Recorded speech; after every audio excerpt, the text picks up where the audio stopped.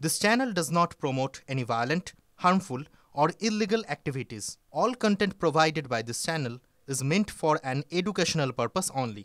Top quality और consistent performance के लिए सिर्फ सिल्वर पंप नाम याद रखना। মৌলালিতে আমরা পেয়ে গেছি প্রতীকী মুখ্যমন্ত্রী মমতা বন্দ্যোপাধ্যায়কে নীল সাদা শাড়ি পায়ে হাওয়াই চটি এবং হাতে এখানে দেখা যাচ্ছে জীবন ভান্ডার লেখা। আমি একটু সরাসরি কথা বলবো।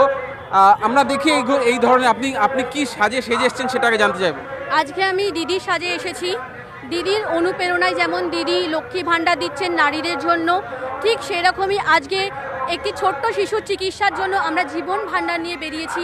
নাম দিয়েছি জীবন ভাণ্ডার। দিদির অনুপ্রেরণায় অনুপ্রাণিত হয়েই নাম দিয়েছি এবং আজকে এসেছি জানি এখানে দিদির আজকে প্রচুর কর্মীরা আসবেন, একটা হাজার হাজার মানুষের একটা ভিড় হবে। তারা যদি সকলে 5 টাকা 10 টাকা করে দেয় তাহলে অনেকটাই টাকা কিন্তু শিশুটির চিকিৎসার জন্য উঠে আসবে। এবং পাশাপাশি এই বার্তাটা পৌঁছে দিতে চাই প্রত্যেকটি মানুষের কাছে পশ্চিমবাংলার, যে এই শিশুটির পাশে এসে সকলে দাঁড়ান, জীবন ভাণ্ডারে দান করুন, ছোট্ট শিশুর জীবন রক্ষা করুন। এবং আমি চাইবো দিদির কাছে এই বার্তা যেন পৌঁছে যায়। কত অর্থ প্রয়োজন তাকে সুস্থ করার জন্য? তাকে সুস্থ করতে এখন আপাতত 9 কোটি টাকা আমাদের প্রয়োজন।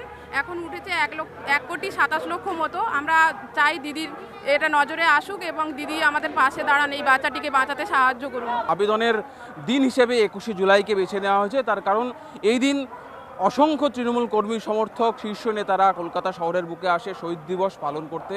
আজকে হৃদিকার পাশে মানবিকভাবে দাঁড়াতে তাই আবেদন মানবিক মুখ্যমন্ত্রীর। ক্যামেরা গৌরবের সঙ্গে সুজয়, TV9 বাংলা, কলকাতা।